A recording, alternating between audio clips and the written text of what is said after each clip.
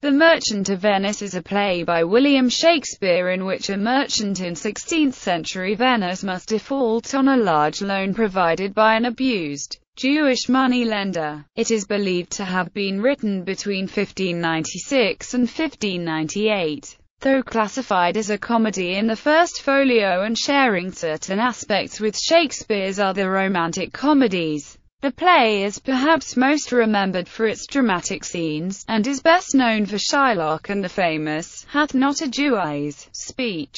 Also notable is Portia's speech about the quality of mercy. Characters: Antonio, a merchant of Venice in melancholic mood. Bassanio, Antonio's friend, suitor to Portia. Gratiano, friend of Antonio and Bassanio, in love with Nerissa, husband of Nerissa. Salanio, Salario, and Salarino, friends of Antonio and Bassanio. Lorenzo, friend of Antonio and Bassanio, in love with Jessica, husband of Jessica * Portia, a rich heiress, Bassanio's wife. Nerissa, Portia's waiting maid, in love with Gratiano, Gratiano's wife. Balthazar, Portia's servant, who Portia later disguises herself as. Stefano, Nerissa's disguise as Balthazar's law clerk. Shylock, a rich Jew, moneylender, father of Jessica. Jessica, daughter of Shylock, Lorenzo's wife. Tubal, a Jew, Shylock's friend. Launcelot Gobbo, a former servant to Shylock, a servant to Bassanio. Old Gobbo, father of Launcelot. Leonardo, slave to Bassanio. Duke of Venice, authority who presides over the case of Shylock's bond. Prince of Morocco, suitor to Portia. Prince of Aragon, suitor to Portia. Magnificos of Venice, officers of the Court of Justice, jailer, servants to Portia, and other attendants. Summary: Bassanio, a young Venetian of noble rank, wishes to woo the beautiful and wealthy heiress Portia of Belmont. Having squandered his estate, he needs 3,000 ducats to subsidize his expenditures as a suitor. Bassanio approaches his friend Antonio, a wealthy merchant of Venice who has previously and repeatedly bailed him out.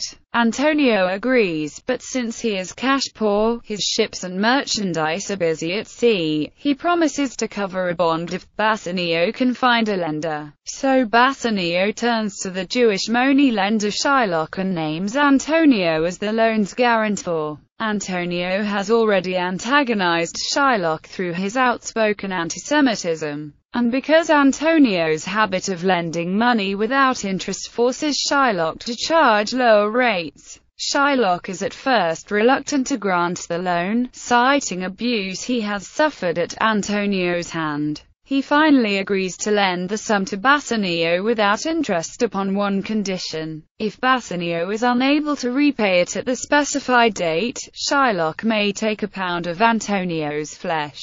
Bassanio does not want Antonio to accept such a risky condition. Antonio is surprised by what he sees as the money-lender's generosity, and he signs the contract. With money at hand, Bassanio leaves for Belmont with his friend Gratiano, who has asked to accompany him. Gratiano is a likable young man, but is often flippant, overly talkative, and tactless. Bassanio warns his companion to exercise self-control, and the two leave for Belmont and Portia. Meanwhile, in Belmont, Portia is awash with suitors. Her father left a will stipulating each of her suitors must choose correctly from one of 3 caskets, one each of gold, silver and lead. If he picks the right casket, he gets Portia. The first suitor, the Prince of Morocco, chooses the gold casket, interpreting its slogan, "Who chooseth me shall gain what many men desire," as referring to Portia. The second suitor, the conceited Prince of Aragon, chooses the silver casket, which proclaims, "Who chooseth me shall get as much as he deserves," as he believes he is full of merit.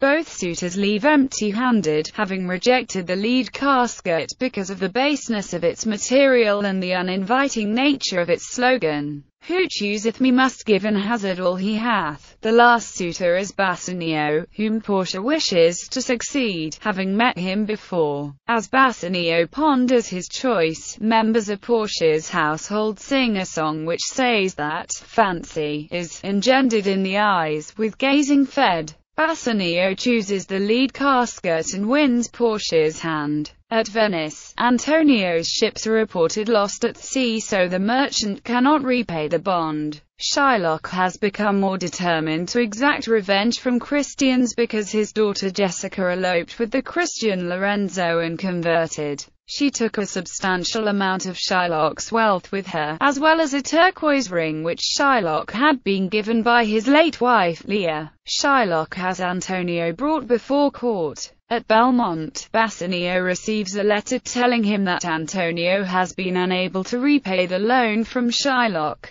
Portia and Bassanio marry, as do Gratiano and Portia's handmaid Nerissa. Bassanio and Gratiano leave for Venice with money from Portia to save Antonio's life by offering the money to Shylock. Unknown to Bassanio and Gratiano, Portia sent her servant, Balthazar, to seek the counsel of Portia's cousin, Bellario, a lawyer, at Padua. The climax of the play takes place in the court of the Duke of Venice. Shylock refuses Bassanio's offer of 6,000 ducats, twice the amount of the loan. He demands his pound of flesh from Antonio. The Duke, wishing to save Antonio but unable to nullify a contract, refers the case to a visitor. He identifies himself as Balthazar, a young male, doctor of the law, bearing a letter of recommendation to the Duke from the learned lawyer Bellario. The doctor is Portia in disguise, and the law clerk who accompanies her is Nerissa, also disguised as a man. As Balthazar, Portia repeatedly asks Shylock to show mercy in a famous speech,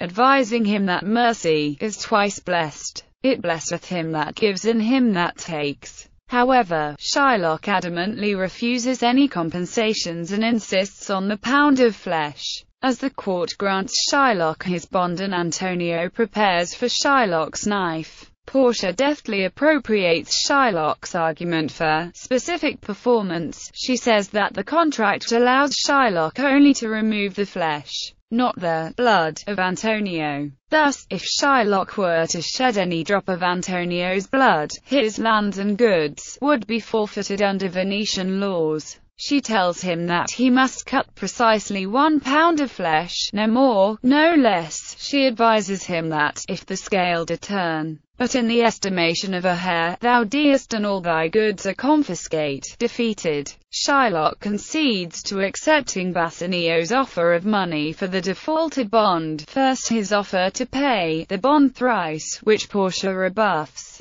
telling him to take his bond, and then merely the principal, which Portia also prevents him from doing on the ground that he has already refused it. In the open court, she cites a law under which Shylock, as a Jew and therefore an alien, having attempted to take the life of a citizen, has forfeited his property, half to the government and half to Antonio, leaving his life at the mercy of the Duke. The Duke pardons Shylock's life. Antonio asks for his share, in use, until Shylock's death, when the principal will be given to Lorenzo and Jessica. At Antonio's request, the Duke grants remission of the state's half of forfeiture, but on the condition that Shylock convert to Christianity and bequeath his entire estate to Lorenzo and Jessica. Bassanio does not recognize his disguised wife, but offers to give a present to the supposed lawyer. First she declines, but after he insists, Portia requests his ring in Antonio's gloves.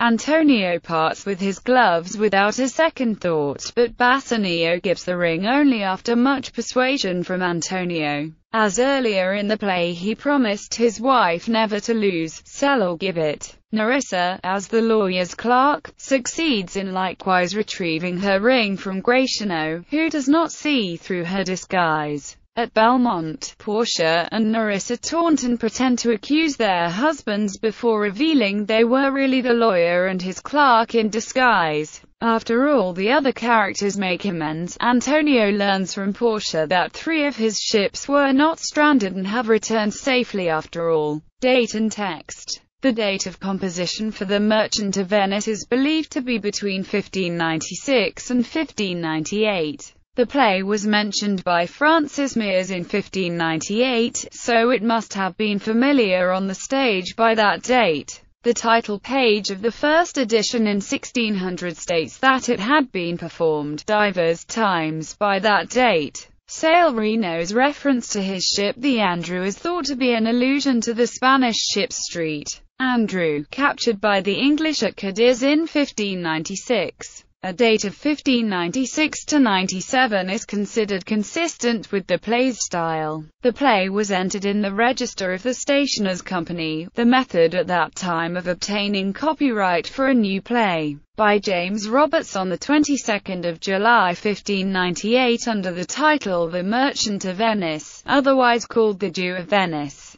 On the 28th of October 1600 Roberts transferred his right to the play to the stationer Thomas Hayes. Hayes published the first quarto before the end of the year. It was printed again in a pirated edition in 1619, as part of William Jagger's so-called false folio. The 1600 edition is generally regarded as being accurate and reliable. It is the basis of the text published in the 1623 first folio, which adds a number of stage directions, mainly musical cues.